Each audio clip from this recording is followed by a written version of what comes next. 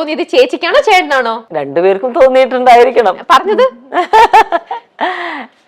ഞാനായിരിക്കും പറഞ്ഞത്.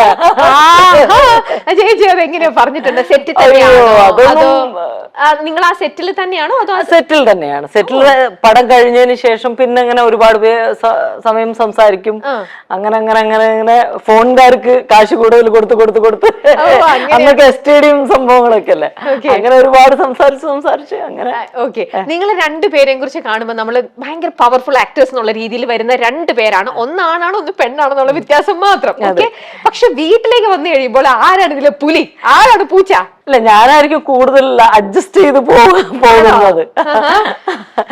തീർച്ചയായിട്ടും ഞാനാണ് കൂടുതൽ അഡ്ജസ്റ്റ് ചെയ്യുക. കാരണം പുള്ളിക്ക് ഇറങ്ങി പോകുന്ന ഒരു ഇതിലേക്ക് പുള്ളി മൈൻഡിലേക്ക് വരികയില്ലേ.